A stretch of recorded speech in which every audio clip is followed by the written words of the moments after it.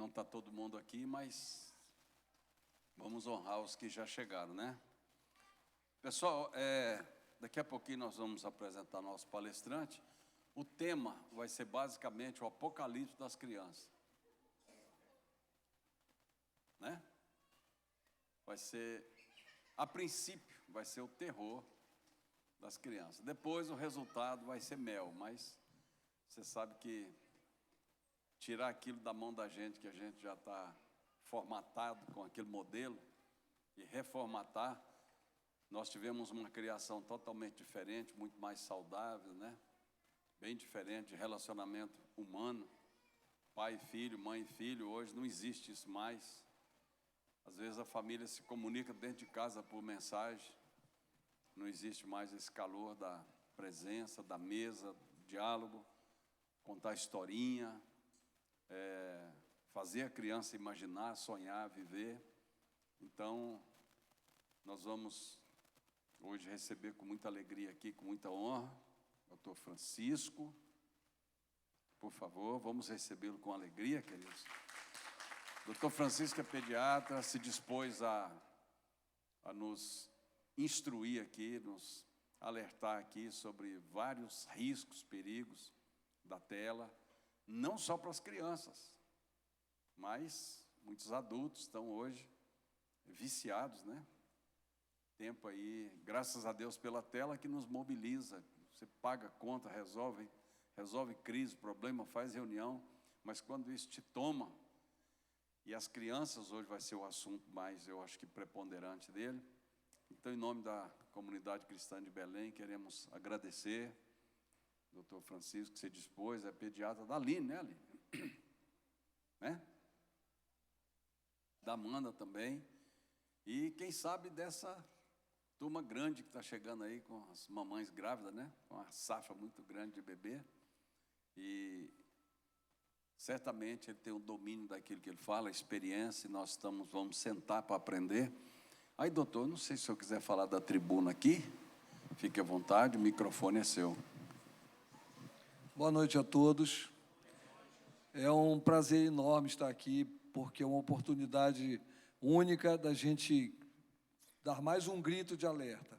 Eu vou ficar aqui, que eu fico mais perto de vocês, e se alguém quiser, a qualquer momento, interromper, perguntar, dar algum testemunho pessoal, não tem problema nenhum, é só falar, tá bom? O nosso tema hoje da palestra... Pode passar o próximo slide, por favor. Não, pulou um slide. Esse aí. 1000 dias sem tela. 1000 dias sem tela é a minha proposta, tá? As crianças até os 3 anos de idade, sem assistir tela de nenhum tipo. E eu vou justificar os 1000 dias sem tela com a teoria da tela, que é uma teoria que eu desenvolvi baseado em fundamentações científicas. Tudo que eu falar para vocês aqui é incontestável cientificamente nos conhecimentos atuais. Então, você pode ir um pouquinho mais devagar? Volta um aí, tá? Vamos lá. Então, o objetivo dessa nossa conversa é apresentar para vocês a teoria da tela, que é justamente o que vai possibilitar que vocês, o próximo, que vocês possam, através de conhecimento cientificamente embasado, compreenderem por que vocês não podem permitir que as crianças pequenas tenham acesso a telas. E, finalmente, eu vou aproveitar porque a gente precisa distinguir, o próximo, por favor, a gente precisa distinguir quando essas crianças começam a apresentar problema, para que a gente possa correr atrás e conseguir o melhor resultado possível, porque a primeira coisa, quando a gente pensa em atraso de neurodesenvolvimento, a primeira coisa que a gente pensa é precocidade de diagnóstico e que a gente tenha esse diagnóstico o mais cedo possível. São transtornos do neurodesenvolvimento de acordo com o Código Internacional de Doenças 11, que entrou em vigor em novembro do ano passado. Transtorno de desenvolvimento intelectual, por favor, próximo. Distúrbio de desenvolvimento de fala e linguagem.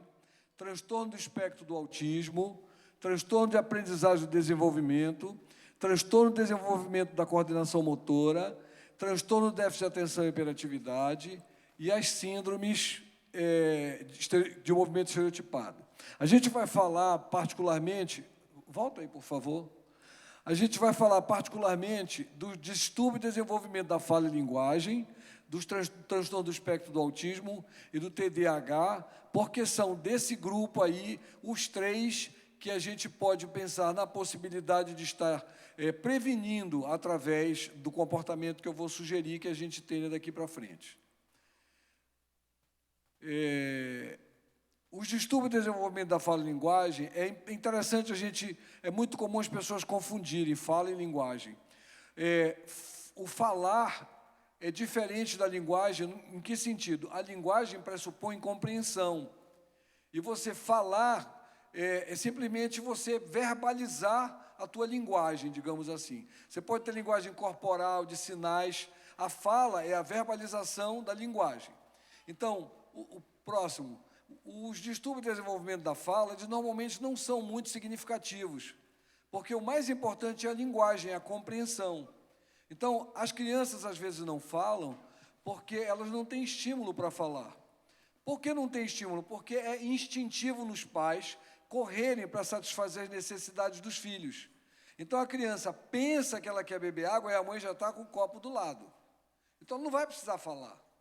Já acontece naturalmente na vida dela o que ela pensa. Ela olha para alguma coisa, ele quer aquilo, aí vai, corre, pega e dá para ele. Então, para a gente fazer a criança falar, ela tem que sentir necessidade de falar. Então, você tem que fazer de conta que você não está entendendo, embora você saiba o que ela quer dizer. Vai na paciência, vai na manha, dá tudo que você sabe que ela não quer. Ah, você queria água. Ah, por que você não falou? Fala água, a mamãe dá logo para você. E então você dá. Também tem uma outra forma interessante, que é você parabenizar. Toda vez que ela tomar uma atitude de comunicação verbal, onde ela queira se comunicar, ou haja intencionalidade na comunicação, você parabeniza, você grita, você demonstra para ela que você está satisfeito, que você gostou daquela atitude que ela tomou. Então, isso vai fazer com que a criança melhore em relação à fala. O próximo, por favor. Quando a gente fala de atraso de linguagem, a coisa complica. Por que a coisa complica no atraso de linguagem? No início da vida, quando você está aprendendo a falar, você precisa ter inteligência para compreender que o som que você emite te traz aquela recompensa X. Então, quando eu falo mamá, mamá, quem vem é a mamãe. Quando eu falo papá, papá, quem vem é o papai. Então, quando eu quiser a mamãe, eu vou falar mamá, mamá. Quando eu quiser o papai, papá, papá. Mas, mais tarde, com 2 anos e meio, 3 anos, eu vou desenvolver o meu pensamento elaborado, mais complexo. E aí a coisa se inverte. A inteligência passa a depender da linguagem. Sem linguagem, eu não desenvolvo pensamento elaborado, eu não desenvolvo inteligência. Então, a linguagem é sempre mais preocupante, o atraso da linguagem, do que o de fala. É muito comum as pessoas dizerem, não, isso é o tempo dele. Espera um pouquinho, mais hora, menos hora, fala. E você fica protelando a solução, e você perde esse momento em que você tem que ter o desenvolvimento da linguagem para desenvolver o pensamento elaborado. Isso significa que depois dos 3 anos e meio, você vai ter um desenvolvimento de inteligência, de pensamento elaborado inferior ao que se você tivesse desenvolvido isso a partir dos 2 anos e meio. Recentemente, uma paciente minha, a mãe foi minha paciente, eu vinha perseguindo a vida dela o tempo todo por causa do filhinho dela, que eu percebi que tinha problema, e ela dizia, eu não consigo, eu sou sozinha, não tem jeito, ele fica na tela. Quando a criança completou 3 anos, ela me pediu encaminhamento para o neuropediatra, eu perguntei por quê, e ela falou, porque o psicólogo acha que ele pode ser autista. Eu falei, por que você não fez o que eu te pedi? Eu falei tantas vezes com você, e você dizia que não conseguia. Agora você vai ter que levar teu filho para o fonoaudiólogo, para o psicopedagogo, para o psicólogo, para o terapeuta ocupacional, e você continua sozinha. Não era melhor ter prevenido? Ela chorou, foi embora para casa, foi no dia 17 de novembro, e eu sei porque ela me escreveu no dia 30, me informando que o filho dela, que não falava nada, estava surpreendendo a fonoaudióloga, repetindo tudo que a fono dizia. Em menos de 15 dias. E ela feliz da vida agradecendo. Ele já foi comigo com quase 2 meses, depois sem tela. Na véspera do dia que ele foi no consultório, ele falou: mãe, me dá o sabonete azul. Imagina a alegria dessa mãe com uma criança que não falava nada 2 meses antes. Nada. Não tinha comunicação. Então ela falou: eu deixava meia hora, 1 hora por dia, nunca foi muito. E fiquei surpresa com a intensidade do prejuízo que meu filho apresentou e a velocidade com que ele melhorou. Já não era uma idade propícia, 3 anos, mesmo assim, essa criança respondeu muito bem. O próximo. Vamos falar rapidamente também sobre o TEA. O TEA tem algumas características. Dificuldade de encarar, fixar o olhar é uma das características mais importantes. O próximo. Dificuldade de relacionamento social. A criança tem muita dificuldade de se relacionar, principalmente com crianças da mesma idade. Muitas vezes se relaciona melhor com pessoas mais velhas, com crianças mais velhas e com adultos. O próximo. Apresenta tanto hiperatividade quanto passividade, e não é característico da doença uma coisa nem outra. O próximo. Atraso ou ausência de linguagem, e aí a gente volta a enfatizar o que a gente já tinha falado para o atraso de linguagem. A criança que atrasa a linguagem pode atrasar o momento do desenvolvimento do pensamento elaborado e, consequentemente, evoluir com prejuízo cognitivo, de aprendizado. Dificuldade de autocontrole, isso também vai ser importante no outro atraso de neurodesenvolvimento que a gente vai falar. E interesses específicos. Ele gosta muito, é interessante a gente entender a diferença entre interesses específicos e o autismo de alto desempenho. É muito comum, quando a criança se interessa especificamente por alguma coisa, as famílias e até os terapeutas começarem a achar e falar em autismo de alto desempenho. Existem alguns autistas realmente que têm uma capacidade enorme de guardar, de inteligência, de memória, e que isso é como que voltado para uma situação específica. Uma mãe viajava com um filho tinha o problema do TEA, e ela começou a observar que depois das viagens ele arrumava os brinquedos dele como se fossem mapas. E eles viajavam muito com mapas, não tinha o Waze nessa época. Então, o que aconteceu? Ela começou a mostrar mapas para a criança, e ele começou a se interessar. E, posteriormente, ela levou ele num planetário e ele se interessou pelas estrelas. E se tornou um astrônomo com conhecimento espetacular sobre estrelas. Por outro lado, outra criança que gosta de pinguim, por exemplo, ela sabe muito de pinguim, mas nada além do que qualquer um de nós sabe. Então, ela só sabe sobre pinguim, mas não sabe demais. Então, essa é a diferença. Ela tem um interesse específico, mas ela não tem uma profundidade no interesse específico que justifique a gente achar que é um autista de alto desempenho. As estereotipias, elas são também muito sugestivas. As crianças que apresentam estereotipia, que são os movimentos repetitivos, elas têm muito maior possibilidade de ter autismo do que as crianças que não têm essa característica, esse tipo de comportamento. O transtorno do déficit de atenção e hiperatividade, ele caracteriza essencialmente dificuldade de concentração, a dificuldade de você parar, e essa hiperatividade, ela às vezes não se manifesta mecanicamente, digamos assim. A criança está parada, mas o cérebrozinho dela está hiperativo. Ela não consegue se concentrar, não consegue prestar atenção muito tempo em qualquer coisa. Eu tenho no consultório alguns cubo mágico. Então as crianças às vezes vêm: tio, me ensina, eu quero aprender. Aí tá, vem cá do meu lado, boto do meu lado. Olha, o primeiro passo, ele já está olhando para a tela, ele já está olhando para o passarinho que veio comer a banana na janela, que eu boto banana na janela para o passarinho também. Ele já olhou para outro, ele não se concentra, ele não consegue. Não é tolice, é patologia, é uma condição. Então, ele não consegue se manter focado numa determinada coisa. Quando a gente fala de dificuldade cognitiva, significa aprendizado. E aí sim, uma criança que não para, não se concentra, não se controla, como é que ela vai aprender? Mas quando eu falo de dificuldade cognitiva, eu não estou falando só dessa situação. Eu estou falando daquela criança que, mesmo que ela, sob medicação, porque a vantagem do TDAH sobre o TEA é que você pode medicar e melhorar muito a concentração e a atenção da criança com medicação, mesmo essa criança medicada, ela tem dificuldade de compreensão. A gente vai mostrar o porquê disso logo adiante. Dificuldade de autocontrole, impulsividade, ele realmente, dá vontade, ele faz, não consegue se controlar. E não é, insisto, não é tolice, é da doença, é uma coisa que vai além da vontade dele. O próximo. Então, a gente vai falar aqui uma coisa que é o motivo que me levou a começar a me aprofundar, a estudar um pouco mais esses atrasos do desenvolvimento. Quando eu me formei na década de 70, o próximo, a gente tinha um caso para cada 500 crianças.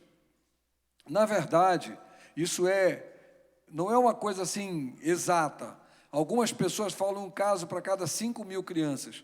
Não sei, é possível. A primeira vez que eu vi um caso de TEA, eu já estava formado, nunca vi nenhum caso, nem acompanhei nenhum caso da faculdade, nunca tive nenhum colega com problema de TEA, e já fui encontrar um caso, já tinha uns 3 ou 4 anos de formado. 40 anos depois, essa frequência de apresentação do TEA passou de 1 para 150. Aqui já é uma estatística NCHS, dos Estados Unidos, do Centro de Controle de Doenças dos Estados Unidos. Então, repara, ainda não, por favor, tá? A gente teve um aumento de 3 vezes, triplicou a incidência, no mínimo, triplicou a incidência de autismo em 40 anos. Agora, o próximo, em 2020, nós tivemos um caso para cada 60 crianças. Repara, primeiro foram 40 anos, depois foram 8 anos para aumentar.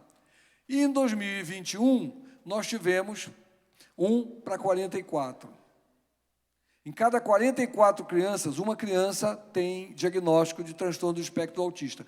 Presta atenção, eu não estou falando de TDAH nem de outros atrasos, só de TEA, só de autismo. Uma em cada 44 crianças com TEA. E a previsão para esse ano é de uma em cada 25 crianças nos Estados Unidos vão receber diagnóstico do TEA. E nós não estamos diferentes.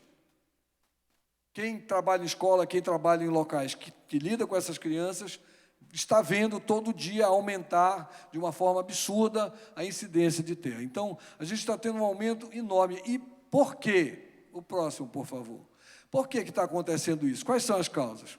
Então, há um tempo atrás, se aventou a possibilidade das vacinas serem responsáveis. Então, falou-se da vacina de sarampo, muita gente parou de usar a vacina de sarampo, o resultado é que hoje a gente está tendo que vacinar as crianças com dose 0, porque o sarampo voltou e voltou com força.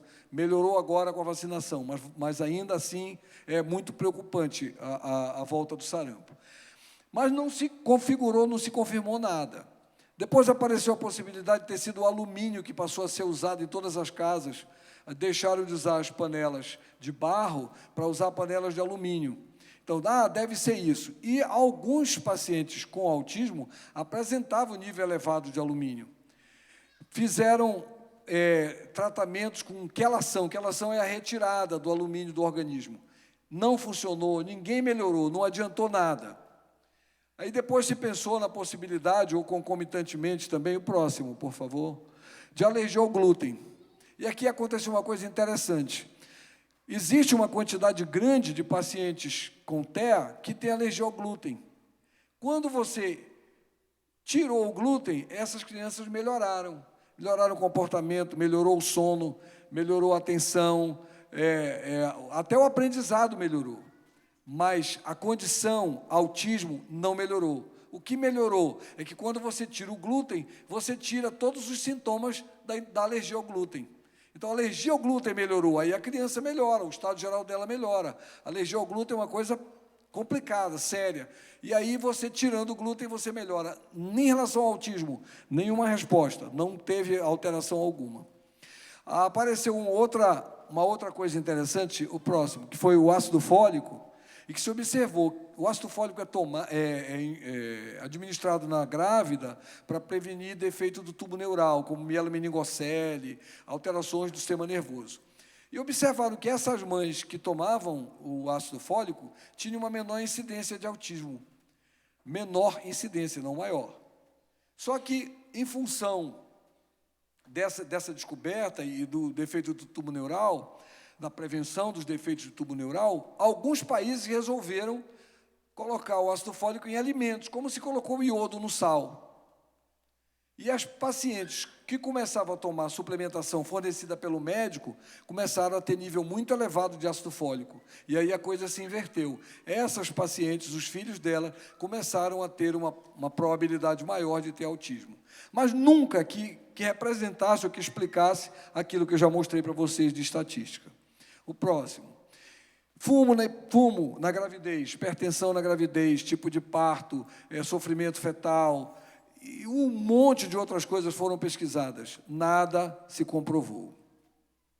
Agora a gente vai entrar numa coisa mais interessante, o próximo. Essa possibilidade de aumento do diagnóstico, as pessoas estão diagnosticando mais porque elas estão mais preparadas, estão mais atentas ao que se chamou mais atenção para o TEA. Então, teoricamente, a gente estaria diagnosticando mais agora, portanto, nós teríamos, há alguns anos atrás, um monte de crianças não diagnosticadas, crescendo sem tratamento. Cadê esses adultos? Porque essas crianças saíram de crianças para adulto. Você não encontra, você não tem uma quantidade de adultos com TEA que chegue perto da estatística que a gente está tendo, da quantidade de crianças com TEA que a gente está tendo hoje. Não tem, então, não tem como você usar esse argumento para justificar aquele aumento. O aumento dos casos de TEA no mundo, ele não é fictício, ele não é produto da imaginação, é real. Todo mundo está vendo, só não vê quem não quer. O próximo. O que se sabe hoje em relação ao autismo? Então, a gente sabe que existe uma influência genética no autismo.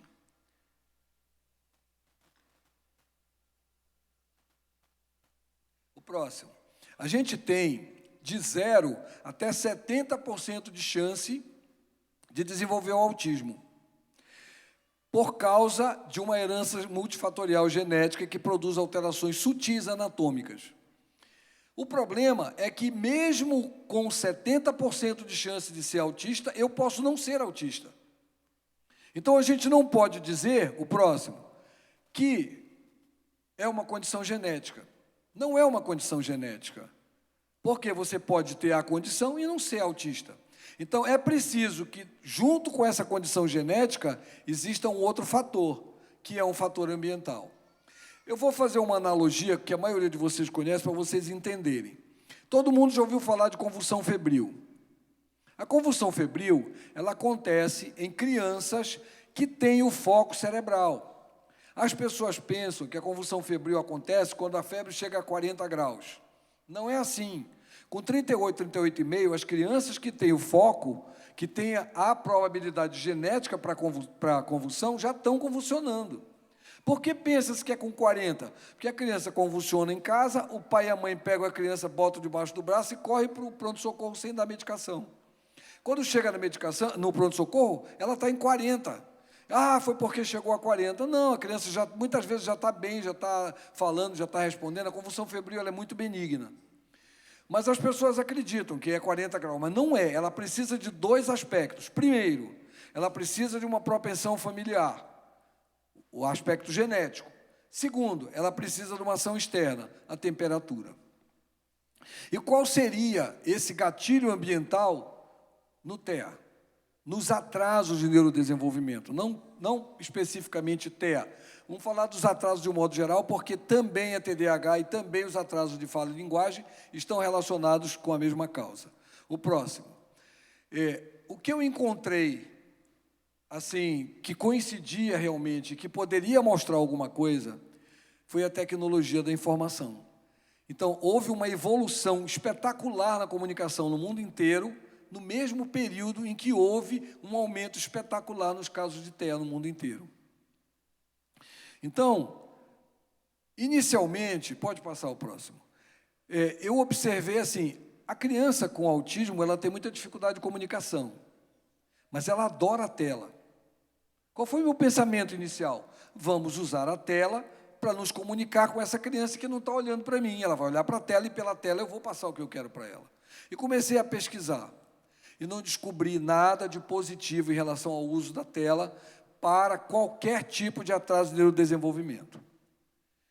As telas invadiram nossas casas.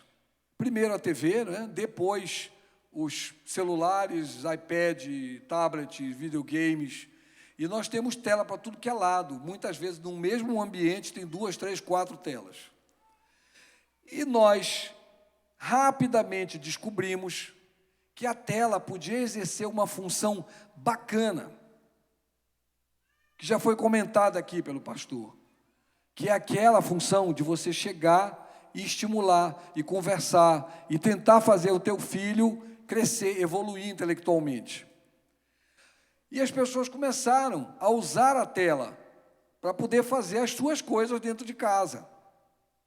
Então, inicialmente, a tela foi usada como uma rede de apoio familiar, uma coisa boa. Eu vou botar a tela porque eu vou poder fazer outras coisas. Só que a tela bombardeia a cabecinha da criança com uma substância, que a gente vai falar já já, que cria dependência. Então, daqui a pouco, eu tenho que dar a tela para a criança, porque a criança está precisando da tela, não eu. Porque se eu não der a tela, ela não para. E a gente sabe disso. Se você não der a tela, a criança não para. Eu já tive paciente no consultório, a criança chorando, berrando, eu conversando com a mãe, e o pai vem aqui por baixo e mostra a tela, e em questão de segundos ou décimos de segundo, a criança para e se concentra. Eu digo, olha, pode parar, pode tirar a tela, deixa ele chorar, que não me incomoda. A tela me incomoda muito mais do que o choro. Então, começamos a fazer uma terceirização que hoje se percebe que é interceirizável. Você não consegue, com a tela, substituir o teu comportamento, a tua interação, a tua vida com o teu filho, com a tua criança, com aquele serzinho pelo qual você é responsável. O próximo. Quais são as consequências do uso precoce da tela? Quando eu comecei a pesquisar sobre as telas, eu descobri o seguinte: a Organização Mundial da Saúde, UNICEF, Sociedade Americana de Pediatria, Sociedade Brasileira de Pediatria e até o Ministério da Saúde, que vive numa coisa que vai para lá, vai para cá, uma hora é respeitada, outra hora não, até eles falando que não se devia usar tela até 2 anos de idade. E aí me bateu uma curiosidade, por que não se deve usar tela até 2 anos? Todo mundo fala, não deve, não deve. Por quê? E aí eu comecei a pesquisar e fui atrás. E descobri que hoje não se discute mais que a tela produz atraso de fala e linguagem. A tela produz o próximo. A tela produz também déficit de atenção. A criança fica na tela recebendo aquele bombardeio de informação. Quando ela sai da tela, ela quer encontrar no ambiente dela o mesmo nível de informação. E ela não encontra, obviamente não encontra. O próximo. Dificuldade de autocontrole. Próximo. Dificuldade de relacionamento social. Mais um. Dificuldades cognitivas. Então, presta atenção.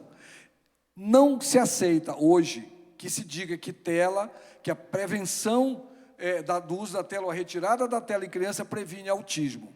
Não se aceita. Mas se aceita, e é inquestionável, que produz atraso de linguagem, déficit de atenção, dificuldade de controle, dificuldade de relacionamento social, dificuldades cognitivas. O que falta para eu dizer que previne autismo? Ah, não, peraí, é que a tela produz, previne aqueles casos que hoje a gente chama de TEA-like. O que é TEA-like? Casos que mimetizam, que são semelhantes, têm sintomatologia semelhante ao do autismo. Ah, bacana. Então, aqueles casos que vão apresentar a sintomatologia igual ao do autismo, produzidas essas situações pela tela, eu posso dizer que previne. Mas não é autismo. até a like. Assim, me responde, por favor, qual é a diferença prática entre eu ter uma criança com autismo ou eu ter uma criança com os sintomas de autismo? O tratamento qual é? É o mesmo. Se eu não tratar, qual é a consequência? É a mesma. Então, qual é a diferença prática? Nenhuma. Então, vamos trabalhar na prevenção. Tá bom, não posso prevenir o autismo. Vamos prevenir os sintomas. Vamos trabalhar na prevenção de sintoma. Numa das palestras que eu dei, alguém me perguntou, o senhor fala que melhora, mesmo as crianças já sintomáticas estão melhorando e muito, e eu tenho vários testemunhos de pacientes que mandaram para mim, inclusive essa paciente que eu já citei para vocês, que as crianças melhoram da estereotipia. Já tive um paciente que desapareceu completamente a estereotipia, mas eu não posso ter certeza, em tão pouco tempo de trabalho, com uma amostragem tão pequena, que é a de consultório, que a estereotipia vai desaparecer. Eu estou com um caso já diagnosticado como autismo, que ela fez o curso que eu coloquei na internet, e a criança melhorou, diminuiu, quase não anda mais na ponta do pé, que andava o tempo todo na pontinha do pé, e melhorou a estereotipia, a criança está comunicando, está falando, está se interessando pelo ambiente, olha para ela quando ela fala, responde quando é chamado, que ela não fazia. A criança só comia na tela e dado na boca. A criança, hoje não, com 2 semanas sem tela, comia sozinha, sem tela e sem ninguém dar. A criança fica absolutamente fora do ambiente quando ela passa muito tempo na tela. Não necessariamente muito tempo por dia, mas muito tempo, muitas semanas, muitos meses. Quanto mais tempo, pior, e a gente vai ver isso daqui a pouquinho. Por que é tão ruim? Então, vamos trabalhar no sentido de prevenir essa sintomatologia. O próximo, por favor. Eu vou falar para vocês rapidamente, porque vocês precisam entender o que acontece no momento em que você coloca uma criança na tela. A gente tem uma estrutura chamada córtex pré-frontal, que fica bem na frente do lobo frontal.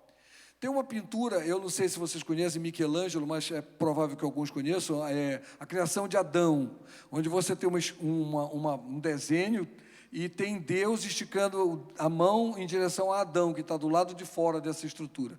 Essa estrutura tem mesmo desenho de um cérebro humano, e a mão de Deus, ela sai exatamente da direção do córtex pré-frontal. Para muitas pessoas, o que nos diferencia anatomicamente dos outros animais e funcionalmente é o córtex pré-frontal. Porque ele tem um monte de funções que nos fazem diferentes, que nos fazem raciocinar, avaliar, tomar decisões. É interessante que o córtex pré-frontal ele só completa o amadurecimento depois dos 25 anos de idade. Por isso que a gente fala que as pessoas, quanto mais idade, a partir dos 28, 30 anos, apresentam uma maturidade maior e uma condição de decidir com mais segurança, porque o córtex pré-frontal tem essa função. Característica, o próximo, por favor, as interações do córtex pré-frontal. Então, ele, junto com mais 3 ou 4 estruturas cerebrais, ele é responsável pela implantação da linguagem. E se eu agrido o córtex pré-frontal, eu vou prejudicar o desenvolvimento da linguagem. E é a explicação para um dos nossos problemas, atraso de linguagem. O próximo. O córtex pré-frontal, ele controla os nossos impulsos, ele faz a gente pensar, se eu der um beliscão naquele amigo ali, o que vai acontecer? Então, eu não vou dar, não vai ficar legal. Isso é a função do córtex pré-frontal. Então, ele ajuda a gente a controlar os nossos impulsos. Às vezes, você se aborrece com alguém, tem vontade de fazer alguma coisa, o córtex diz, olha, não, está errado, te acomoda, que não é por aí. O próximo. Ele tem também uma função muito, muito importante na interação e no relacionamento. O córtex pré-frontal, ele também atua muito na empatia. A pessoa que não tem o córtex pré-frontal estruturado, ela tem dificuldade de compreender as expressões faciais, o comportamento das pessoas. Ela tem dificuldade de distinguir entre a tristeza e a alegria, inclusive dela mesma. Entre o amor e o ódio. Próximo. Ele é importantíssimo no aprendizado, no desempenho cognitivo, porque é aí que se processa a avaliação das coisas, do que vem acontecendo. O próximo. Tem uma interação com a área límbica, que é a área de sentimentos, já falei para vocês, as crianças, as pessoas que não têm o córtex pré-frontal bem estruturado, elas têm muita dificuldade com sentimentos e com a empatia. Um grande empresário, na verdade, ele trabalhava numa corporação com um grande destaque, sofreu um acidente de carro e teve uma lesão importante no córtex pré-frontal. Ele voltou a trabalhar, a capacidade intelectual dele perfeita, fez todos os testes, tudo bem, e ele voltou a trabalhar. E não fazia um negócio que prestasse, não fazia nada legal. Ele começou a desandar profissionalmente, acabou demitido e sozinho, porque ele não conseguia mais sentir, perceber, quando ele estava falando com as pessoas, o que as pessoas estavam tentando transmitir para ele com o olhar. Toda a capacidade que ele tinha de empatia tinha desaparecido. E, finalmente, é importante aqui vai explicar tudo. O córtex pré-frontal, ele tem muito receptor D1. O receptor D1 é o receptor orgânico e cerebral mais sensível ou mais ávido da dopamina. O que é a dopamina? A dopamina é a substância da recompensa. É aquela substância que inunda o cérebro da gente quando a gente encontra um amigo que a gente não vê há um tempão. E ela demora 20 milissegundos para inundar o nosso cérebro. Então, quando você olha, é praticamente instantâneo a sensação de bem-estar e de prazer. Só que a dopamina é justamente a substância que descarrega no teu cérebro quando você usa uma droga. É justamente a substância que descarrega no teu cérebro quando tu ligas a tela no cérebro da criança. Então, as crianças recebendo a dopamina, elas têm os outros receptores cerebrais bloqueados, o desenvolvimento do córtex pré-frontal prejudicado, atrofiado. Acontece em todas as crianças? Presta atenção, todas as crianças vão ser prejudicadas, mas as crianças com o potencial genético para o problema vão apresentar um prejuízo tão grande que elas vão passar a se enquadrar no diagnóstico de TEA ou de TDAH. O próximo. As alterações são irreversíveis? As alterações podem ser irreversíveis e o são, muitas vezes, dependendo de alguns fatores. O primeiro deles, a idade em que eu começo a bombardear a criança. Quanto mais cedo eu boto a criança na tela, a criança de 6 meses de idade já fica na tela, começou a alimentação complementar, só come se for na tela. Então, já começa a assistir tela a partir dos 6 meses de idade. Essa criança vai ter muito mais chance de ter problema, de ser afetada pelo uso da tela, do que uma criança que vai começar depois dos 3 anos de idade, por exemplo. A intensidade, quando eu falo intensidade, eu quero falar do tempo-dia. Quantas horas por dia? Isso também é relativo. Eu posso ter crianças usando tela 2, 3, 4 horas por dia, sem uma repercussão que a coloque no nível de alteração do normal, e posso ter uma criança que está usando tela 1 hora, meia hora por dia, e essa criança é afetada a tal ponto de ela sair de uma situação de normal para uma situação de tipicidade, de ser uma criança típica de autismo, por exemplo. O próximo. O tempo que essa criança passa na tela, quantos meses, quantas semanas, quantos meses e, às vezes, quantos anos. Às vezes tem uma criança de 3 anos de idade que está há 2 anos e meio vendo tela todo dia. Essa criança, se ela tiver uma genética desfavorável, é muito difícil você reverter isso, mesmo que você interrompa, que você pare a tela a partir dos 3 anos. E o próximo, por favor. E o que interage com tudo, a sensibilidade genética. Se eu tenho uma criança com baixa sensibilidade genética, ela vai ser menos afetada, sempre vai ser afetada. E como eu não tenho como medir a sensibilidade genética do meu filho, eu não posso colocar o meu filho na tela em situação alguma. Para a gente poder fazer o diagnóstico, a gente poder perceber que a criança não está bem, a gente precisa conhecer alguns sintomas. O sintoma mais precoce, digamos assim, de que a criança pode ter uma propensão para o autismo, tem sido referido por alguns pais como uma dificuldade da criança se aconchegar no colo, ainda bebê. Então, algumas crianças que depois de receberam o diagnóstico de TEA, os pais relataram isso. Mas isso é incontestável. Fuga no olhar, a criança não olha para você, a criança ela tem muita dificuldade de encarar. O próximo, atraso de linguagem é muito frequente e é uma coisa extremamente complexa, interessante. Um casal percebeu que o filho falava sempre as palavras, as frases que ele ouvia num filme da Disney. E eles foram assistir o filme da Disney e começaram a conversar com a criança usando as falas dos personagens e passaram a se comunicar com o filho assim. Esses problemas de linguagem com o autista, eles são muito interessantes. A maioria das vezes, as crianças não conseguem uma comunicação bacana, muitas vezes não tem nem linguagem, não chegam a desenvolver linguagem. O próximo. A dificuldade de relacionamento é uma coisa que a gente percebe um pouquinho depois, quando as crianças começam a brincar em grupo, brincar com os primos, brincar com os coleguinhas, ir para os aniversários e não ficar no meio das crianças, fica separada, vai brincar sempre no mesmo brinquedo, sempre no mesmo lugar, e geralmente é onde tem menos colegas, menos pessoas brincando. Próximo.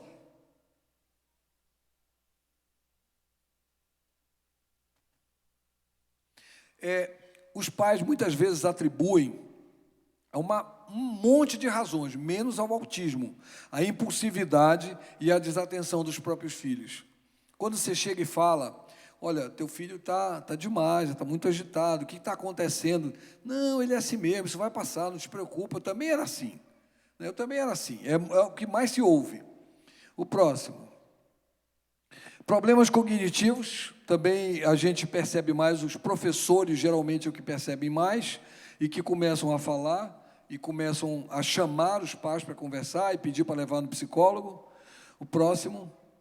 O isolamento social é uma marca muito importante da criança autista, ela tem muita dificuldade de se congregar, de ficar junto com os outros, mesmo colegas com quem ele convive no dia a dia.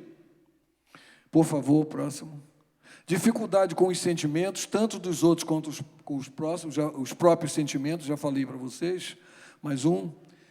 Tem interesses restritos, ele não gosta de qualquer coisa, ele gosta de preferência sempre da mesma coisa e, com frequência, usa o mesmo brinquedo para brincar de uma forma diferente do que todo mundo costuma brincar. E, finalmente, as estereotipias, que são movimentos repetitivos. Esses incomodam mais os pais e, muitas vezes, levam os pais a procurar ajuda em função das estereotipias.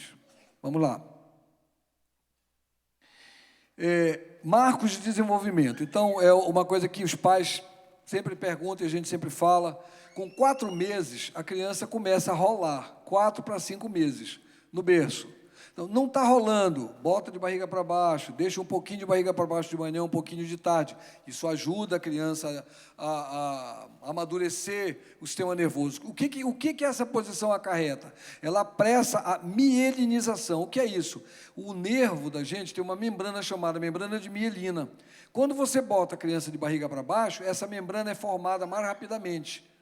Por que a criança soluça, por exemplo? Um dos motivos é esse. Então, bota a criança de bruços um pouquinho de manhã, um pouquinho à tarde. Não pode dormir de bruços, tá? Outra coisa importante, colo, colo, colo, colo. Quanto mais colo, melhor. Só bota a criança no berço se ela estiver dormindo. Quanto mais mal acostumada a criança, mais inteligente ela vai ser.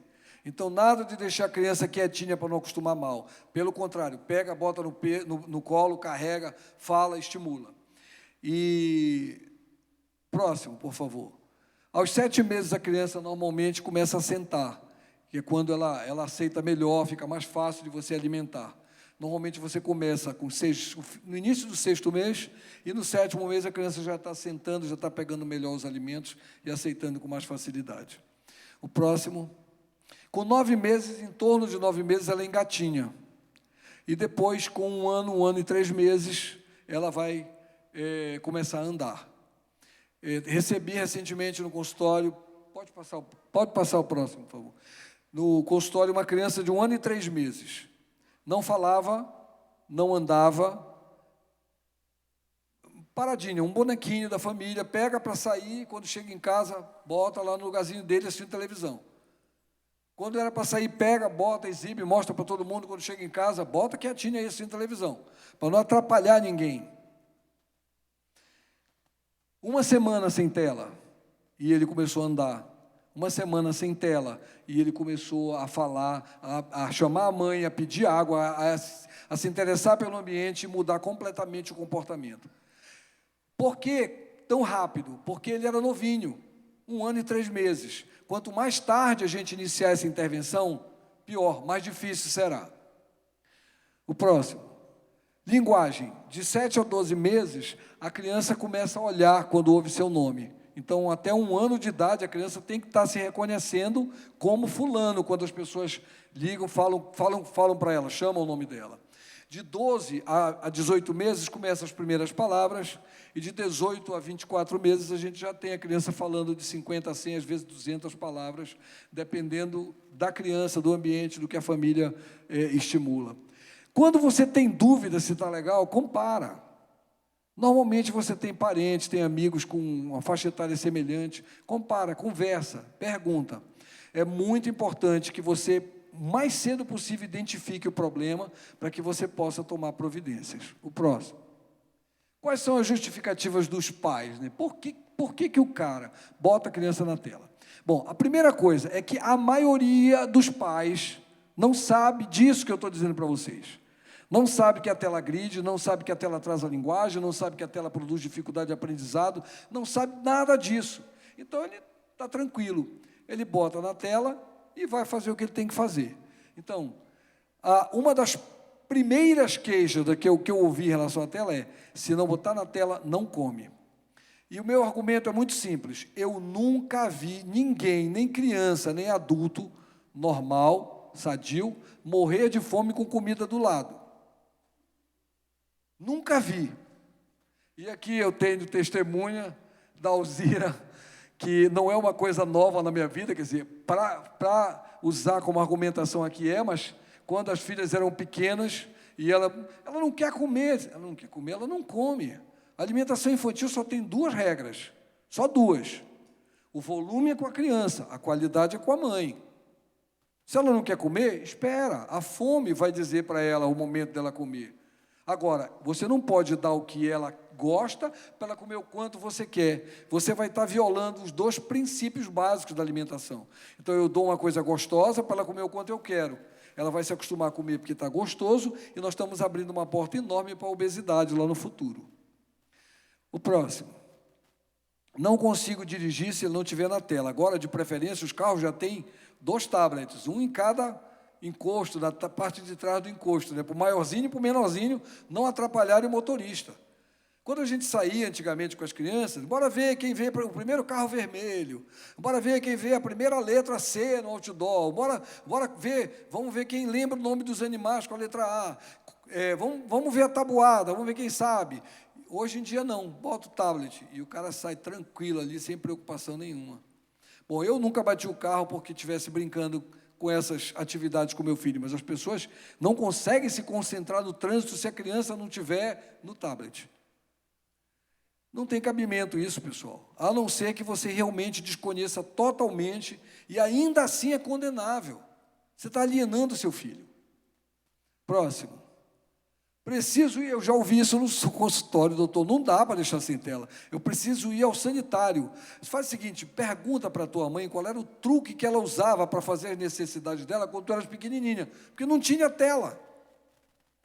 Por que agora, porque tem a tela, eu só posso ir para lá se eu botar a criança na tela? Tem tantas outras maneiras de você conter e você distrair criança para fazer qualquer coisa, que não precisa ser tela. O próximo.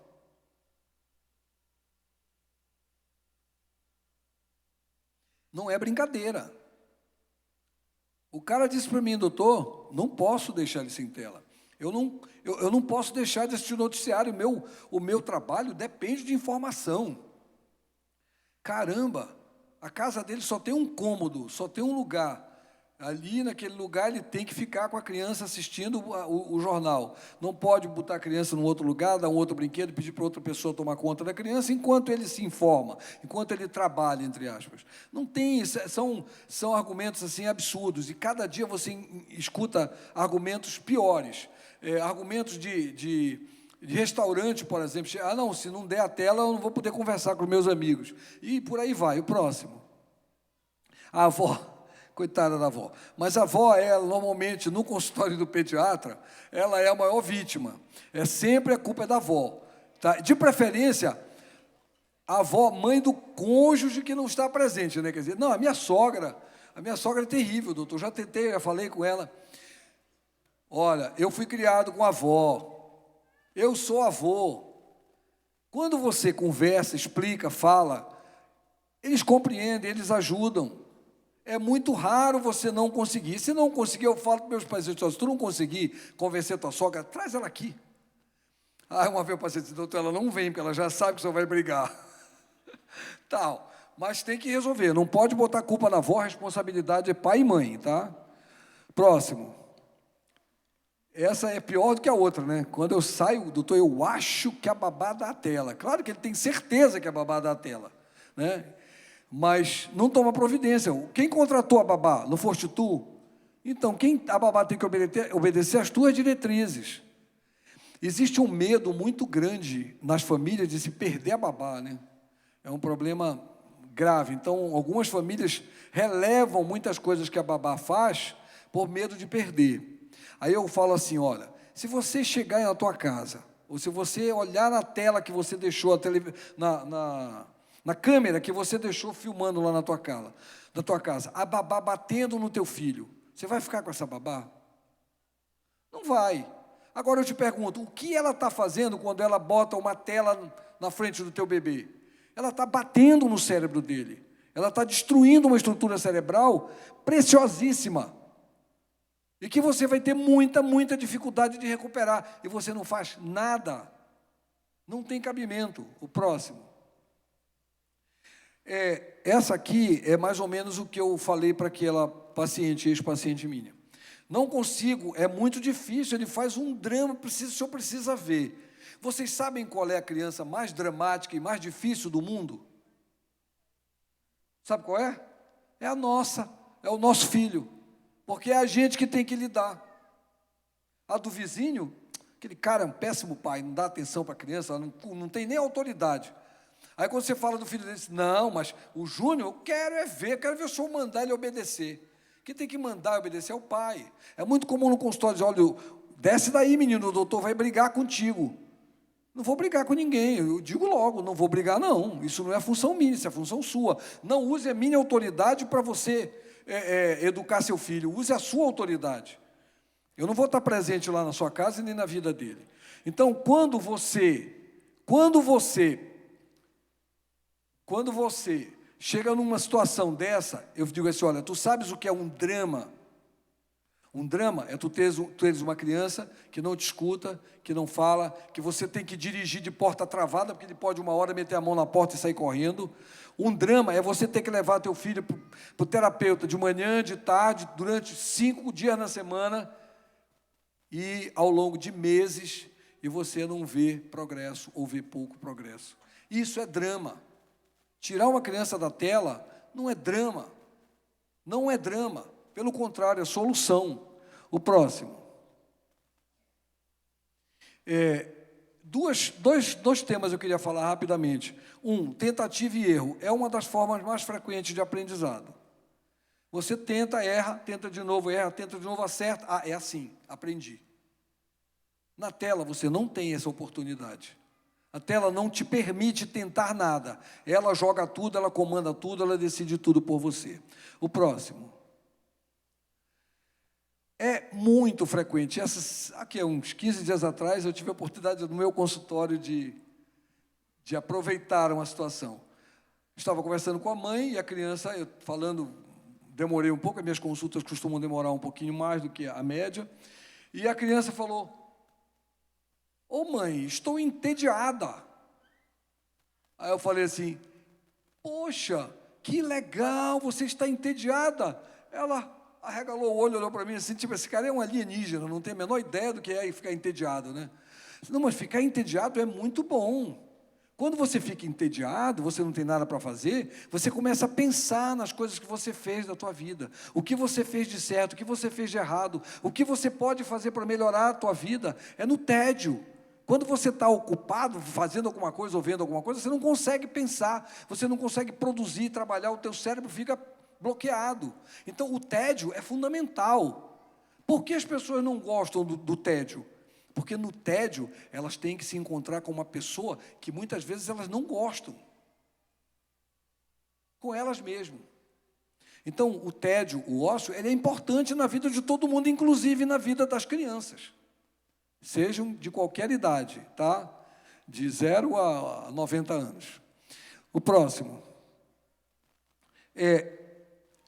Existe tratamento para os atrasos do neurodesenvolvimento? Sim, existem. Quanto mais cedo você iniciar o tratamento, melhor será teu resultado. O próximo. O tratamento produz cura? Até hoje, não se admite cura nos pacientes com atraso de neurodesenvolvimento. Melhora do paciente, melhora na interação. O TEA, ele tem gradações, seriam basicamente, assim, para ser bem simples, porque hoje são 6 os níveis de TEA que o CID-11 admite, mas leve, moderado e grave, de acordo com o tempo de atenção que essa criança precisa por dia. Então, você consegue fazer com que a criança, ela saia, por favor, deixa ainda o anterior, com que a criança saia do mais leve, do mais grave para o mais leve e do mais leve para o mais simples. Mas ninguém admite ainda que você pode pegar uma criança com TEA leve e curar. Eu recebi uma criança com 2 anos de idade, 2 anos e pouquinho, que veio comigo pela primeira vez com diagnóstico de autismo. Conversei com a mãe, expliquei para ela o meu pensamento e pedi para ela, olha, tem que fazer, tem que ser radical, você não pode só diminuir, não resolve. Quando você diminui, você tem a sensação, vou melhorar tudo. Só que o cérebro da criança está bombardeado de dopamina. É a mesma coisa que você pegar uma pessoa dependente de álcool e dizer para ela assim, olha, você agora vai parar de beber. Agora você só vai beber 1 copo por dia. Vai parar quando? Nunca. Por quê? Porque o cérebro dela vai estar todos os dias lembrando daquele estímulo. Então, vai ser muito, muito mais difícil para essa pessoa parar. Se eu pego uma criança que está recebendo dopamina o tempo todo e diminuo a dopamina, eu não deixo o cérebrozinho dela se libertar. Vai melhorar? Vai. Mas ela não vai melhorar com o potencial que ela iria melhorar, com a velocidade que ela iria melhorar, se você tivesse sido radical. Sim, eu estava contando para vocês dessa criança que me procurou com 2 anos, e eu falei com a mãe, expliquei para ela, e pedi que ela tirasse a criança da tela, e ela tirou. E 2 ou 3 meses depois, ela foi para a mesma médica que tinha diagnosticado autismo para fazer uma reavaliação, uma neuropediatra. E quando chegou lá, ela falou, olha, o meu pediatra pediu para eu tirar da tela, eu tirei da tela, ele melhorou. Disse, mãe, pode parar. Isso não existe, mãe. Isso não existe. Criança que nasce com autismo vai ser autista. O que tu tens que fazer é levar teu filho para terapia, para ele fazer as terapias e melhorar o máximo que puder, mas te conforma, mãe. Não adianta você ficar com essa ideia. A mãe se calou, ficou na dela, a médica continuou falando e depois foi examinar a criança. Quando ela terminou de examinar, ela virou para a mãe e disse, mas mãe, teu filho não é autista. E a mãe disse para ela assim, doutora, eu tenho um laudo da senhora dizendo que ele é. Então, cura? Não, não cura. Bom, eu estou correndo atrás. Tá? Eu estou tentando mostrar que, se você não cura, pelo menos você pode melhorar tanto a criança que ela entre dentro de um contexto de normalidade, que ela aceite um diagnóstico de, não, essa criança está normal. Não que seja anormal, não é uma anormalidade, é uma condição. O autismo é uma condição, não é doença nem anormalidade. O próximo.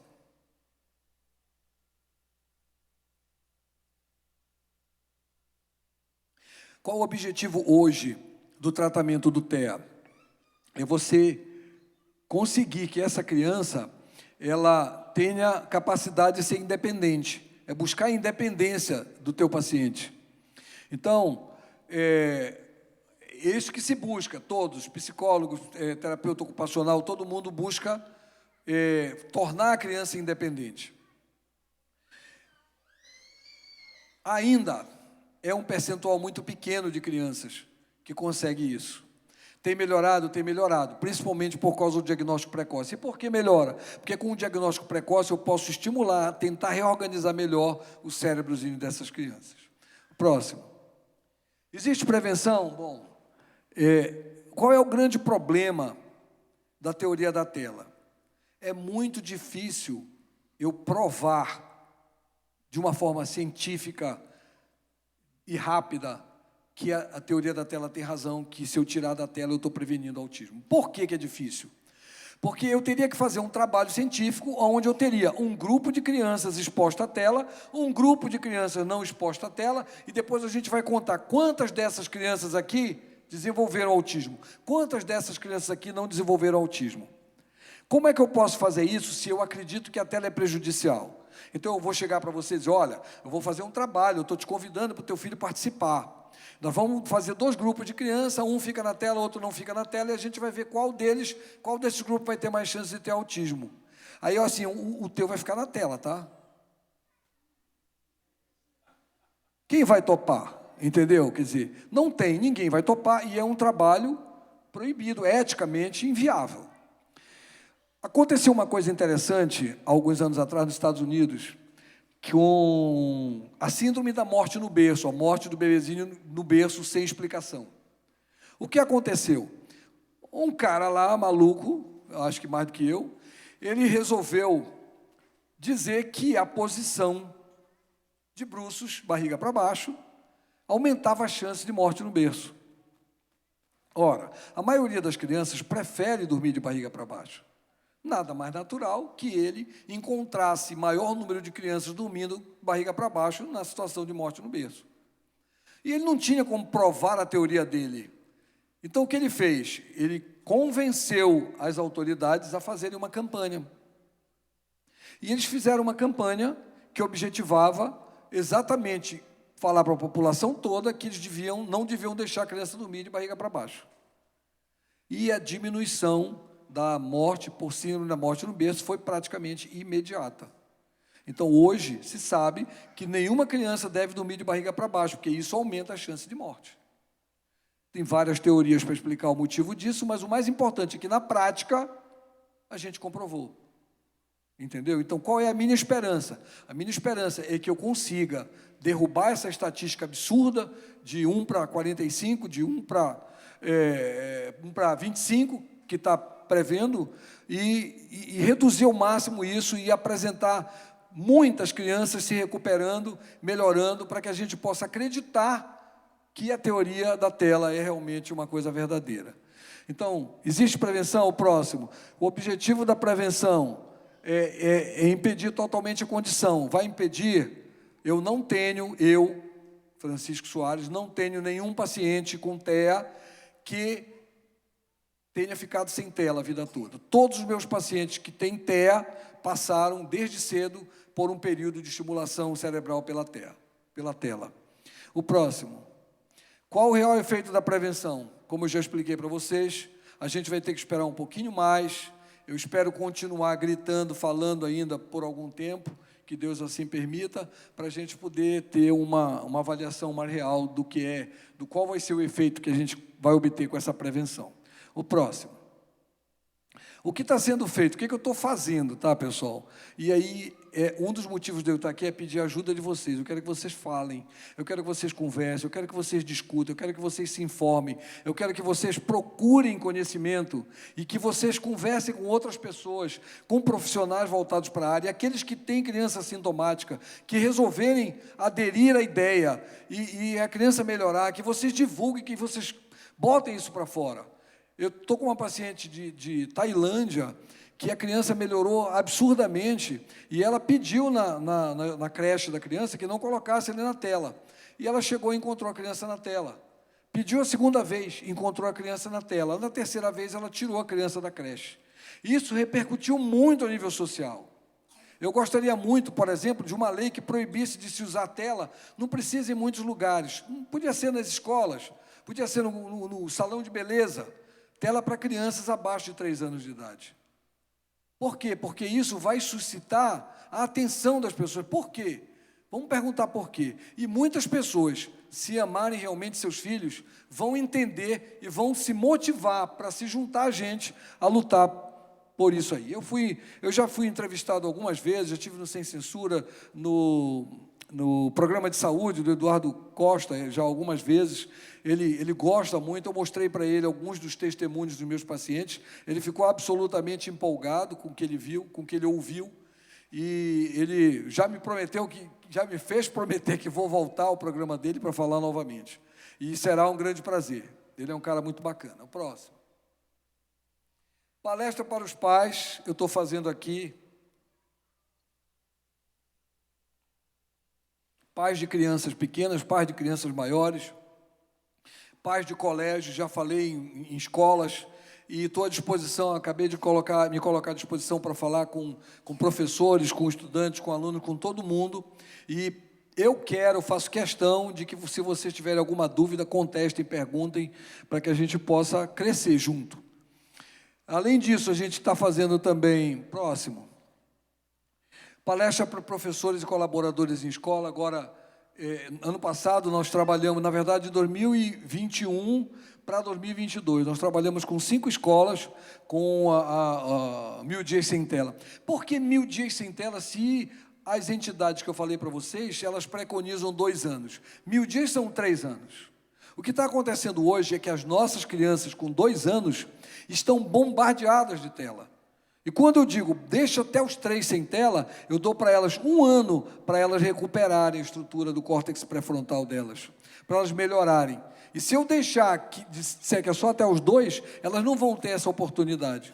E como eu falei para vocês ainda há pouco, uma paciente minha com um filho com 3 anos, e a criança retirada da tela apresentou uma resposta muito boa, apresentou uma evolução muito bacana. Hoje, foi uma ex-paciente minha levando um filho de 9 anos de idade, e ela confessou, a criança está tomando Ritalina, porque ela tem TDAH, um menino, e ela confessou hoje para mim: tio, eu já sei qual é o problema, tio. Aí eu disse: você sabe? Ela disse: sei, você já me disse uma porção de vezes.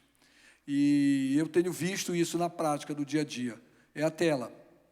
Ele entra na tela, ele desanda tudo. Agora nós tivemos as férias, ele estava muito bem, e ele desandou completamente. Ele tem 8 anos de idade, mesmo assim, ainda sofre as consequências da tela, da dependência da tela que ele adquiriu quando pequeno. Próximo. Palestra para os profissionais de fonoaudiologia. Falei com o pessoal da Unimed, falei com o pessoal da Santa Casa, profissionais da Unimed, profissionais da Santa Casa, e a gente está plantando sementinha nesses locais onde tem fonoaudiólogo, psicólogo, terapeuta ocupacional, que são os 3 profissionais que mais frequentemente trabalham o paciente com TEA. O próximo. Doutrinamento de pais e cuidadores no consultório. Todas as consultas eu falo, praticamente, todas as consultas, independente da idade da criança, a gente fala sobre os prejuízos da tela. O próximo.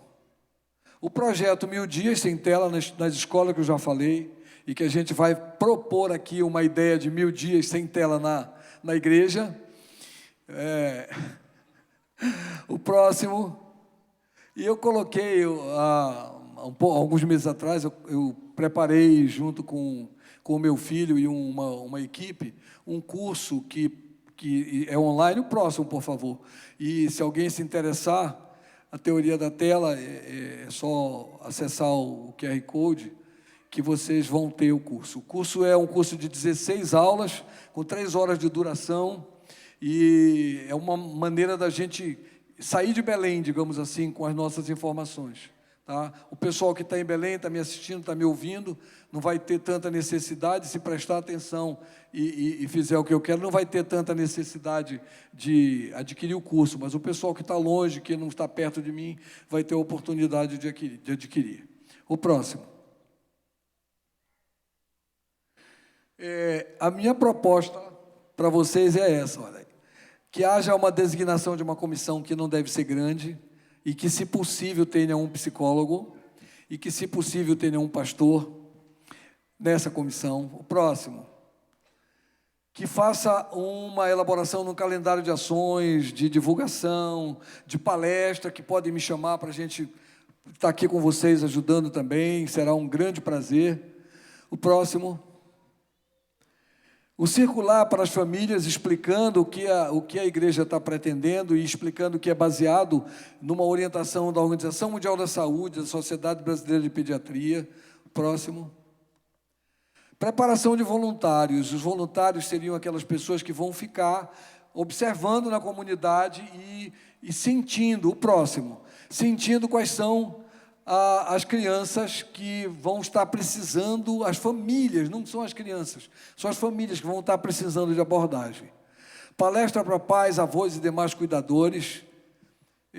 Eu acredito que, a partir do momento em que você crie dentro da igreja um programa, um conceito de, olha, a gente está preocupado, a gente tem que correr atrás, a gente consiga motivar as pessoas a virem, e, de repente, conseguir um horário que sirva mais a todos. Essa hora, as pessoas estão cansadas do trabalho e acabam cabeceando, às vezes, mesmo sem querer. E o próximo.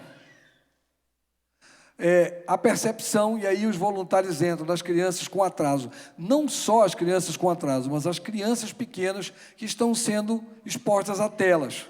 Então, você vê dentro da igreja uma criança de 2 anos de idade grudada no celular, você já vai chamar aquele pai, você já ouviu falar no problema do que a tela pode causar para a criança, no prejuízo enorme que ela pode causar e assim por diante. O próximo.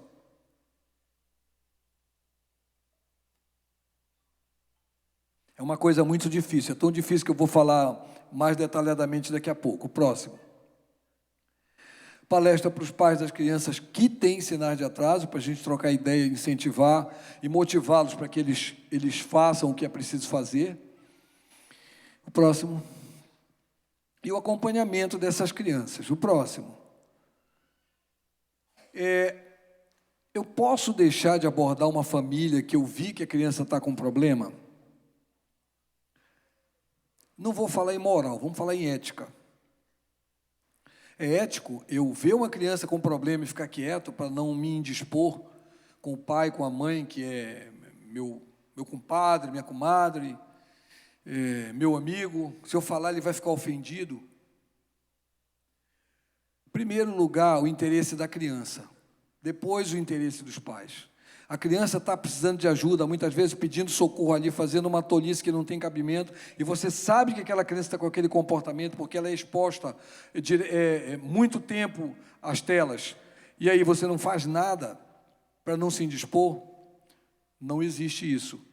Você tem que falar, doa a quem doer, mas você tem que falar ao próximo, com os pais, com os responsáveis, não vai falar com o babá. Pelo amor de Deus. Aí vira fofoca. E aí, em vez de você ajudar, você acaba afastando aqueles pais do teu relacionamento. Aí é grave, aí é ruim, muito ruim. O próximo. Quem é que deve chamar? E aí, se eu tenho dentro de um esquema de projeto, eu tenho uma comissão organizadora, algum membro dessa comissão vai ser o responsável. Então, na minha opinião, quem deve chamar é o presidente da comissão, de preferência o pastor. Próximo. Quem vai conversar? Aí, se a gente tiver o psicólogo. Se a gente tiver o psicólogo que vai conduzir a conversa, que vai fazer a abordagem. Se a gente não tiver, vai sobrar para quem? Para o pastor. O próximo. Para quem a gente encaminha? Alguém sabe para quem a gente deve encaminhar uma situação de uma criança com atraso de desenvolvimento? Para quem a gente encaminha? Não, pelo amor de Deus, não. Deixa. O pastor é que vai encaminhar. Para quem é que a gente encaminha? Para o psicólogo? Para o neuropediatra? Para o fono? Para o doutor Soares, exatamente. Não, se for meu paciente, manda para mim. Se não for, manda para o pediatra dele. Quem tem que coordenar, quem tem que ver, quem tem que confirmar é o pediatra. Eu recebi um paciente novo, ontem ou anteontem, e a queixa dele foi: doutor, eu vou para o médico e ele nem tira a roupa do meu filho. Teve médico que nem examinou meu filho, pediatra, e é pediatra de convênio, está recebendo o pagamento, não é um pediatra de hospital público. Então, o que está acontecendo hoje é que os pediatras estão atendendo muito rápido. O pediatra, eu costumo dizer que o pediatra vende banana. Ele tem muito trabalho, acaba ganhando pelo muito trabalho, mas ele tem que trabalhar muito para ganhar, senão ele não ganha. E aí os colegas começam a correr com a consulta e perdem qualidade, perdem momento de diagnóstico. Então, é preciso que você procure o pediatra e questione o pediatra. Olha, meu filho está apresentando isso, isso e isso. Eu quero que você encaminhe para a gente fazer uma avaliação. Ou com o neuropediatra, ou com o psicólogo, com fono, se o problema for só atraso de linguagem. Mas tem que procurar alguém. E quem vai definir e encaminhar é o pediatra. Então, deve ser encaminhado para o pediatra. Próximo. Conduta da igreja, comissão, próximo, acompanhar. Você não precisa fazer uma bateria de testes para avaliar. Você olhando, você acompanhando, você conversando com os pais, você pode avaliar e sentir o drama, qual é a dificuldade que esses pais estão tendo. Tá? O próximo. Reunir com a família sempre que sentir que há necessidade. Sentiu que a criança não está melhorando, que a criança não está bem, ou ao contrário, sentiu que a criança melhorou, que está evoluindo, reúne, conversa, estimula, fala, pergunta o que fez e divulga. Olha, nós tivemos um paciente, uma criança assim, que estava com todo o quadro e apresentou evolução quando a gente orientou a conduta adequada e a retirada completa das telas. O próximo. Quais são as reações possíveis das famílias?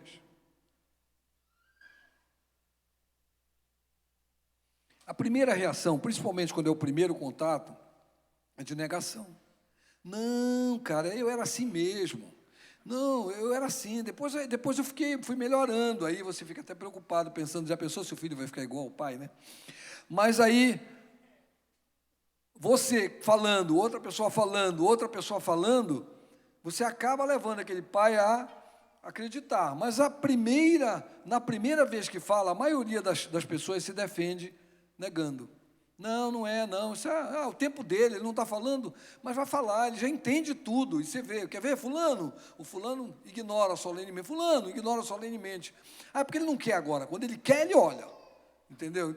E aí a criança vai perdendo tempo, vai evoluindo e vai passando.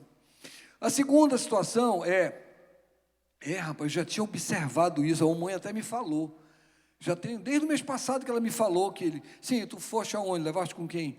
Não, a gente tem uma consulta marcada para o mês que vem no pediatra, e aí a gente vai falar. Aí vai no pediatra, não fala nada, fica com vergonha, não toca no assunto, e vai protelando e empurrando com a barriga uma coisa que a criança está perdendo a cada dia que passa, cada momento que passa. Sem providência, aquela criança está perdendo.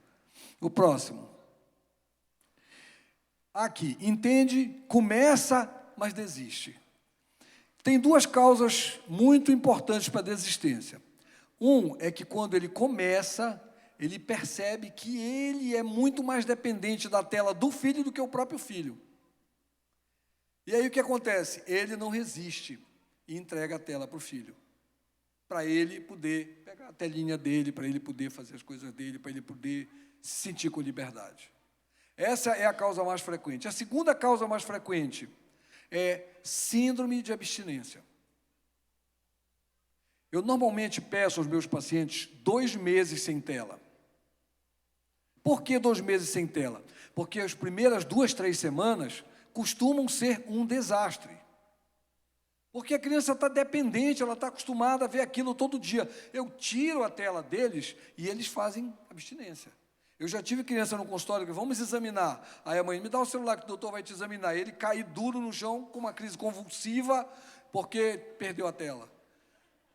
Então, vocês estão rindo, mas é uma coisa séria. É importante, isso acontece dentro da casa das pessoas.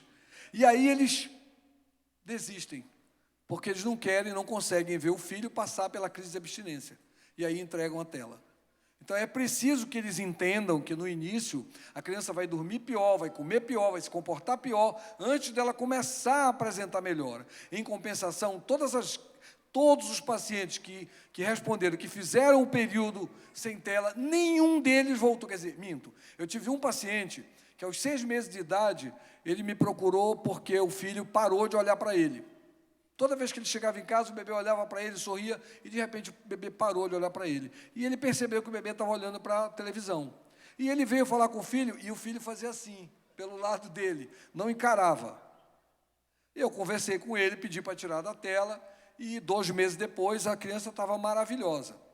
Quando a criança fez 2 anos, eu percebi que ele não estava legal. E aí ele era amigo da minha filha, então eu tinha uma certa intimidade. Eu falei para ele, vocês estão botando esse cara na tela. Não, sabe o que é, tio? Aí não deixei ele terminar. Soltei os cachorros em cima dele, briguei, você já sabe que teu filho é susceptível, que ele tem problema, que ele não pode ser exposto à tela, e você bota teu filho na tela, cara, como é que pode isso? Saiu, sentou na sala de espera, falou para minha esposa que estava lá nesse dia, tia, tio me arrasou. Arrasei mesmo. Mas soltei os cachorros, cara. Como é que pode o cara permitir que o filho dele começasse a desandar de novo no comportamento? Eu, que não estava todo dia com a criança, estava percebendo. Como é que ele não estava percebendo? E graças a Deus, hoje o Pirralho tem 6 anos de idade, 7 anos de idade, e é maravilha. Não tem nenhum sinal de atraso de desenvolvimento. Uma beleza espetacular. E isso é uma coisa que nada, acreditem, nada paga. O próximo, e aqui é o nosso nirvana, entender, começar a perseverar, e os que entendem e perseveram, eles praticamente todos reconhecem o resultado, aquelas crianças que não ficam curadas melhoram barbaramente, e ninguém se arrependeu até agora de ter seguido as orientações que a gente passa. O próximo.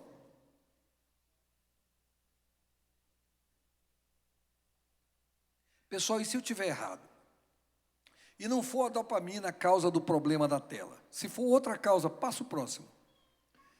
E se a alteração se der pelo fato de que os pais não interagem com a criança quando ela está na tela? Isso é um fator, tá bom? Porque quando a criança está na tela, diminui a interação familiar. Por isso que a tela é contraindicada até em segundo plano. Como é em segundo plano? O pai está assistindo televisão aqui, a criança está brincando aqui na frente, é contraindicado. Já está provado que o número de troca de palavras entre pai e criança cai barbaramente numa situação como essa. O próximo. E se, em vez disso tudo, for o campo eletromagnético que se forma em torno do aparelho eletrônico que fica próximo da criança e que mexe com os canais de cálcio das células cerebrais, etc, etc. O próximo. E se for outra causa, o problema, se for outro tipo de ação que a tela exerce, que ainda não se conhece, e se eu não quiser aceitar o próximo? E se eu não quiser aceitar nenhuma dessas hipóteses? Eu tenho que aceitar uma hipótese. Já está comprovado, ninguém discute. A tela acarreta aqueles 5 problemas que eu falei para vocês. Atraso de linguagem, dificuldade de relacionamento, dificuldade de concentração, dificuldade de aprendizado e de relacionamento social. Isso é inquestionável. Então, isso eu tenho que aceitar. Mas eu não quero aceitar nenhuma dessas hipóteses. E aí, o próximo? Pessoal, não adianta. Qualquer que seja o mecanismo da agressão da tela ao cérebro, a solução será a mesma.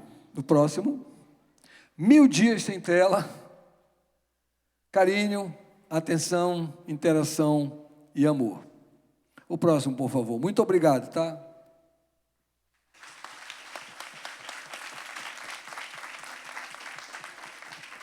Estou à disposição para qualquer questionamento, qualquer pergunta aí.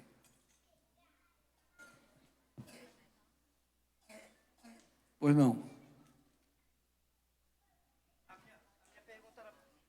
Obrigado. Boa noite, doutor. Me chamo Rafael. Boa noite.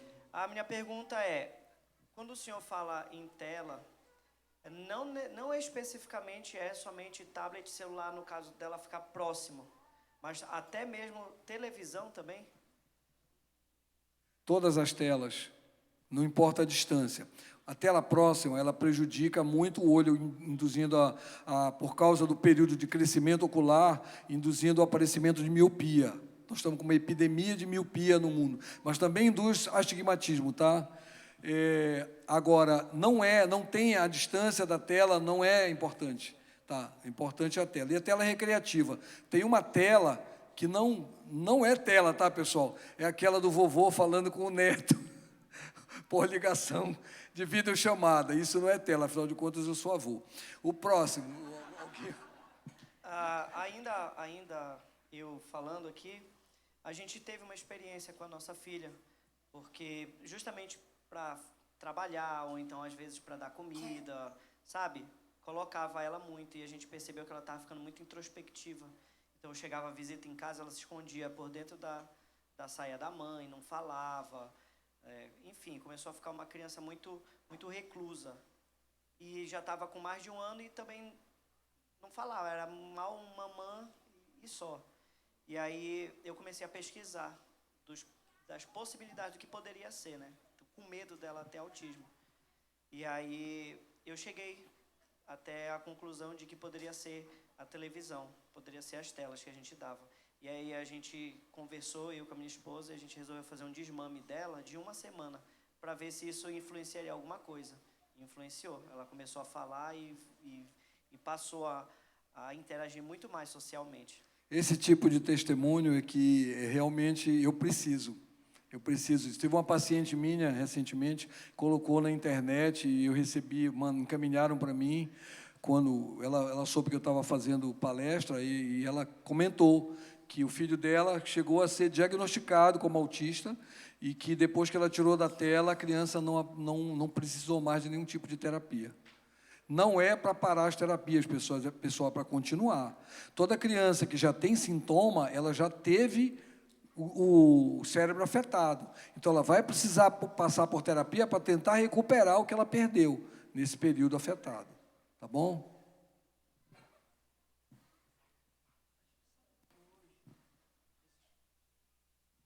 A gente sabe que hoje as escolas, elas trazem livros didáticos que já vem ali o site para a criança entrar e tudo.